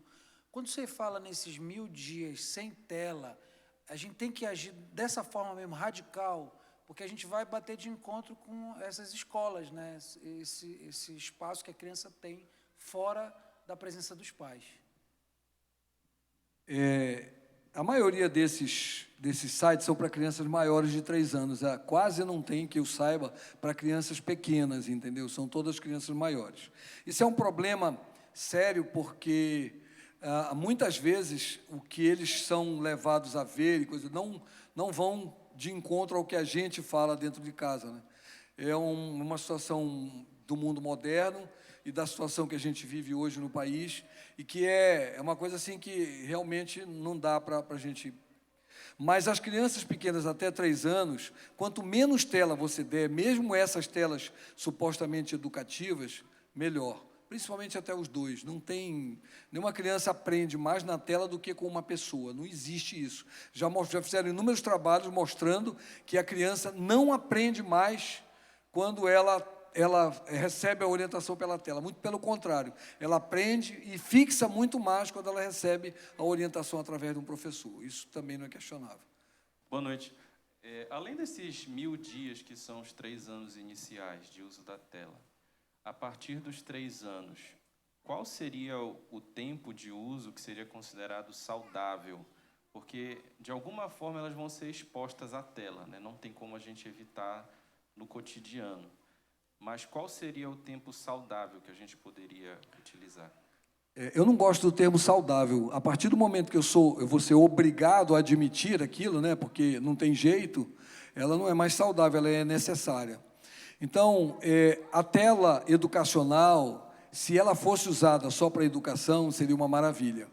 Mas todas as vezes que você bota um computador numa escola, ele vai ser usado na hora da aula para pesquisa, mas depois da aula ele vai ser usado, e já existem também estatísticas mostrando para um monte de coisa e muito pouco em relação ao aprendizado. As crianças dos 3 aos 4, 5, até 6 anos de idade não deveriam passar de 1, no máximo 2 horas por dia. Muito mais importante do que 1 ou 2 horas é o que elas vão ver nesse período. Todas as vezes que você bota a criança para assistir um filme, uma história, em que ela vai ter emoção, em que ela vai poder olhar para você, vai poder chorar em função daquilo, entendeu? Você vai poder conversar, trocar ideia, buscar uma lição dentro daquilo. Isso pode ser muito útil, muito bacana. Agora, se você pega e faz como se faz normalmente, que vai para um restaurante, entrega uma tela para a criança com um joguinho, com um negócio repetindo a mesma coisa, o tempo só para realmente manter a criança hipnotizada, para você poder fazer outras coisas, isso nem 1 minuto seria o ideal, entendeu?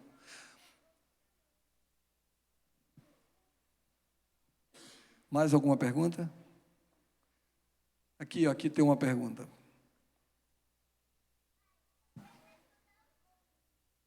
Boa noite, doutor. Boa noite. E para quem tem filhos adolescentes, a partir de 11, 12 anos, tem algum tipo de indicação? Porque hoje em dia essa meninada toda já tem celular, né, acesso à televisão. Como é que fica? Olha, tem que haver regra. A regra, de preferência, deve ser decidida numa reunião familiar. E tem que ser respeitada. Você não pode tentar, entendeu? Impor regras, impor limites. Então, por exemplo, celular não tem por que celular entrar em quarto de dormir. O celular fica do quarto para fora. 2 horas antes de dormir, não só o celular, qualquer outra tela deve ser evitada. Ele vai fazer o quê? Vai desenhar, vai ler, vai conversar, vai jogar dominó, vai jogar dama, vai fazer uma outra atividade que não seja a tela. A tela dificulta, prejudica o sono. Então, o ideal é 2 horas antes. Você permitir que o seu adolescente fique na tela, o ideal é que você saiba o que ele está fazendo, o que ele está assistindo. Esse negócio de privacidade, isso é papo furado. Tá? Você tem que entrar, tem que ter acesso, tem que saber o que ele está fazendo na tela. E todas as vezes que você observa, por exemplo, vamos sair, e que o cara tem um piripaque porque vai sair, ele vai ficar mais tempo sem tela. Ele está com problema, ele está com abstinência. Então, às vezes, eu já tive a ocasião no consultório de pedir para adolescente ficar 2 meses sem tela, para poder diminuir aquela tensão. Então, ele sai e ele já fica querendo voltar para casa, já fica botando pressão, estou cansado, estou com sono, estou com dor de cabeça, quero ir para casa, quero tomar um remédio, e chega em casa, pum, na tela. Entendeu? Então, existem outros fatores também indicativos de que teu filho está pedindo socorro. Você tem que ter sensibilidade suficiente para chegar junto e não tentar, para resolver o problema. Vamos sentar, vamos conversar, vamos discutir. Como é que vai ser a tela? Na semana de prova não tem tela.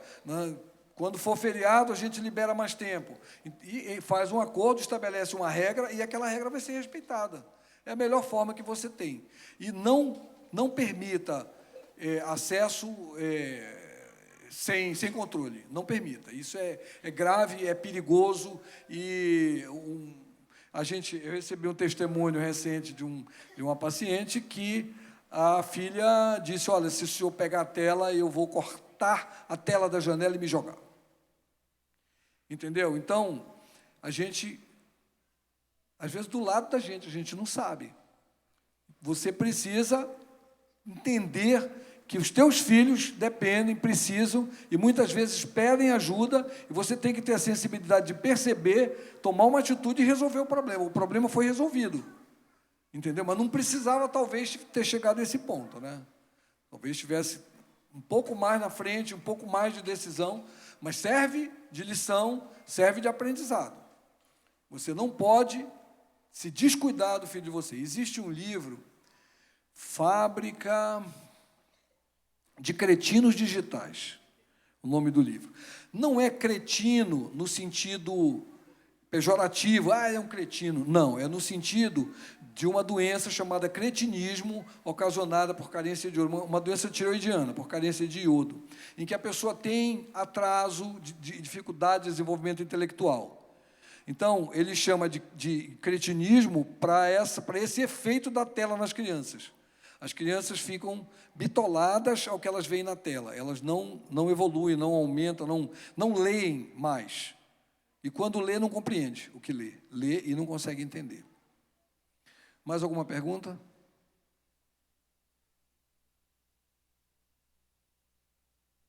Boa noite. Meu nome é Boa Paulo. noite. Inclusive, eu fui pediatra da minha esposa, Amanda. É mentira, deve ter sido o meu gêmeo mais novo. Eu não sou...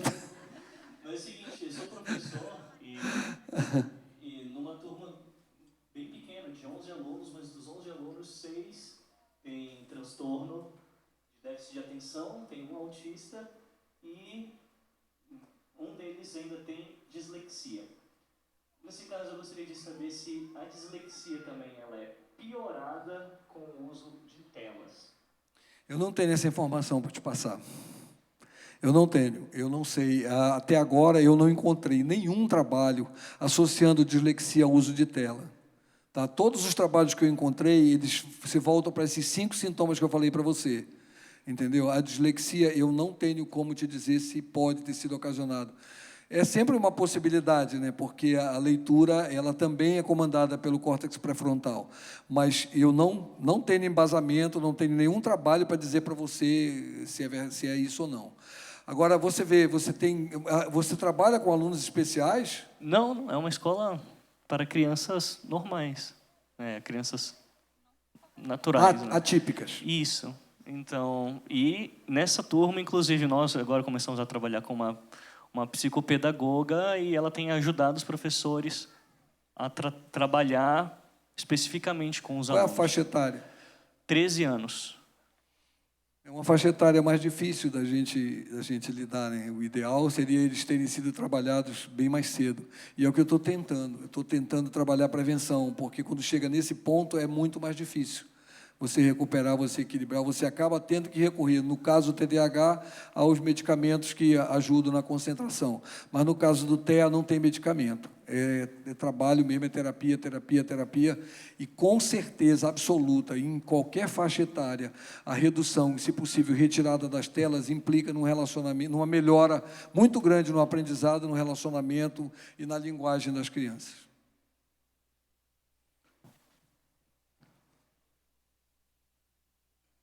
Boa noite. Boa noite. A exposição a sons, mesmo que estejam distantes, por exemplo, você está ouvindo uma música, coisa do tipo, gera uma influência direcionada a isso também? A música, som, não tem nenhuma influência, é positivo, tá? O problema é o estímulo visual. Então, pode comprar a Alexia e não sou fabricante nem representante, mas pode comprar a Alexia e botar ela para tocar a musiquinha para o teu bebê, que não vai fazer mal nenhum, muito pelo contrário.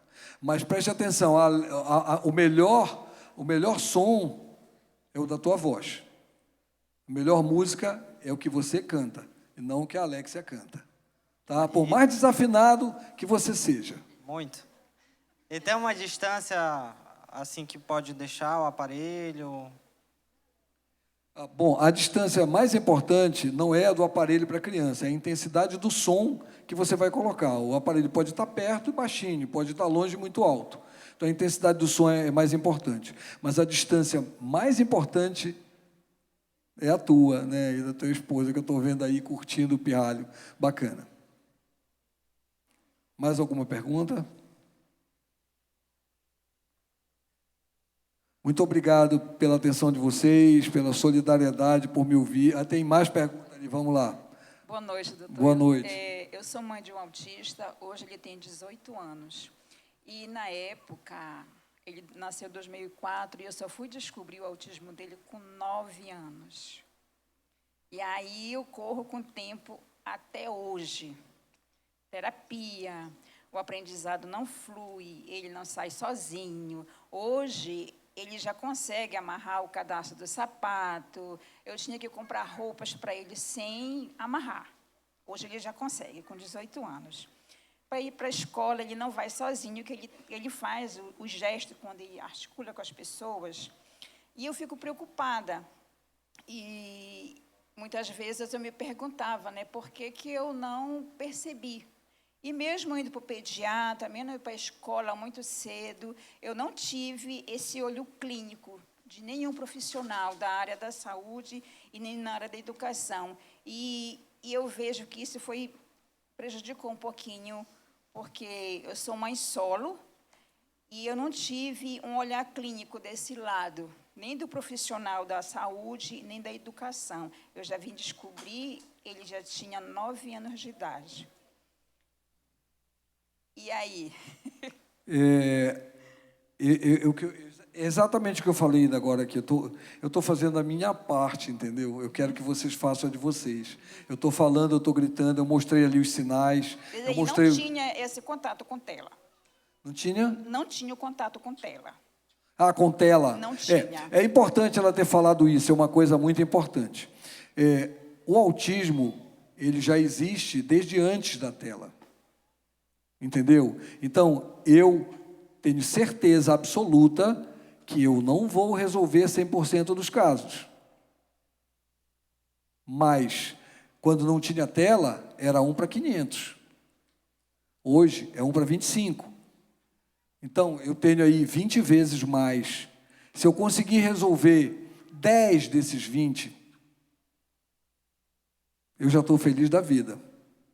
Entendeu? Alguns casos não vão responder. A gente não sabe, a gente não consegue entender alguns casos. Mas o que eu puder, eu vou lutar contra. Eu vou fazer o esforço. Tá bom? Obrigado pela sua pergunta, tá? Foi importante pra caramba.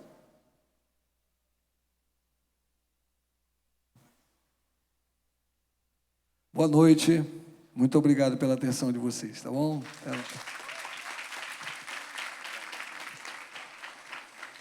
Bom, gente, recebemos bastante, muita informação e somos gratos ao doutor Francisco Soares. Certamente trabalhou o dia todo, ainda se dispôs a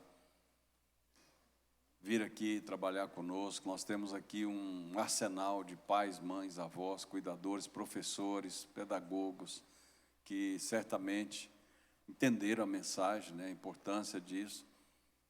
Para mim, a vida dele é um apóstolo de Deus nessa direção, porque a gente não vê gente fazer por aí o trabalho que ele tem feito. Nós temos uma família na Califórnia, nós somos amigos dele, tem 2 crianças. O homem é o engenheiro da Apple. Ele controla rigorosamente tela na vida das crianças, mas é rigoroso o controle. Ele é engenheiro da Apple. Ele poderia estimular a criança. Mas, pelo contrário, as crianças não têm acesso a qualquer tipo de tela, a não ser por um tempo mínimo possível, muito pequeno, porque elas estão desenvolvendo com interatividade pessoal, com gente, isso é muito importante. Então, nós recebemos, né, aí eu creio que esse aprendizado aqui precisa ser conscientizado primeiro, não fazendo de revelia a coisa de qualquer jeito. E se precisar, doutor, a gente vai chamar de novo aqui, porque essa turma não é fácil, não. O senhor olha assim, todo mundo bonitinho, comportado, mas eu sei o que eu passo aqui. Fica quieto que eu vou contar para o pastor.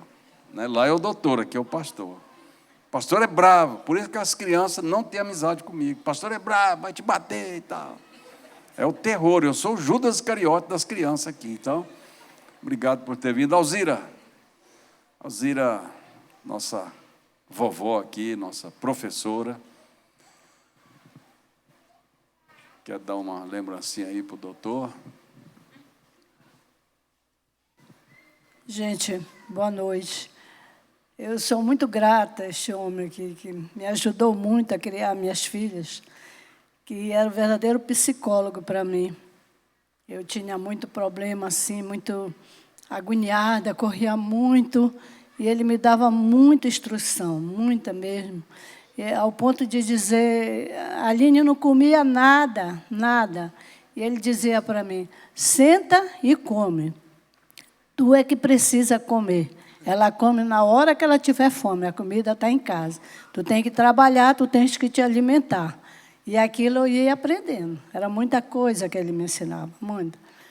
Então, eu sou muito grata ao Senhor por isso e por essa palestra maravilhosa que nós aprendemos muito, eu creio, que tirou muitas dúvidas, né? E nos ensinando a criar agora nossos netos também, né? Minhas netinhas. Ele também é o pediatra da Helena e a gente já tem aprendido coisas mais novas agora, né? Com ele. E aqui está uma lembrança para o Senhor. Agora o senhor abre para mostrar para o povo aí. Ele tem uma outra profissão, vocês vão descobrir agora. Só lhe ajudando aqui.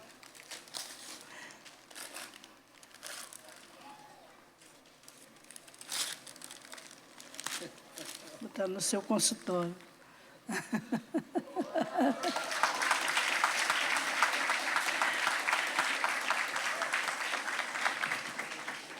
Vai falar aqui da sua profissão.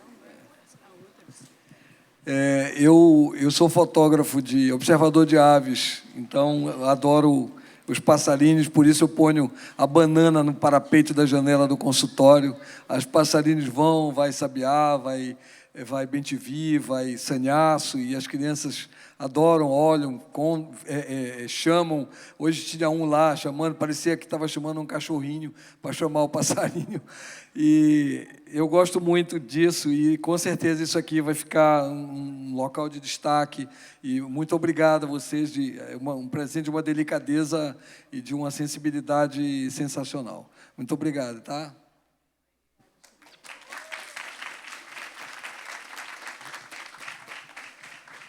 Muito bem, pessoal. Foi muito bom esse tempo aqui. E eu caí na besteira de forçar meus filhos a comer, depois me arrependi. João Carlos também. Então, ouvindo isso aí, ó, eu queria ter ouvido isso antes. Só coma quando você estiver com fome. E eu insistindo, essa turma aqui não pode forçar. Não quer comer, não come, depois você vai. Depois que meus filhos foram embora, eu prosperei muito.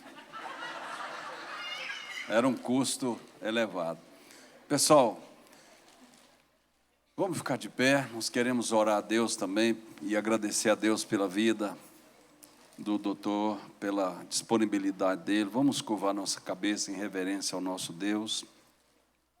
Senhor, te agradecemos pela forma que o doutor Francisco, ele trabalha, ele serve ao Senhor nessa linha como médico, é um serviço para a sociedade, para a humanidade, é um ministério que o Senhor deu a ele, e ele tem abraçado além daquilo que é proposto pela própria medicina, ele tem desdobrado e feito um esforço maior por amor às crianças, aos pais e pela humanidade.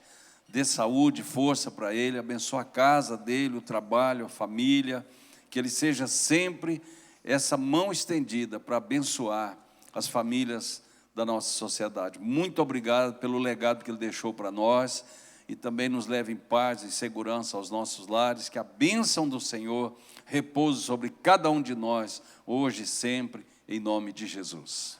Amém. Doutor, muito obrigado.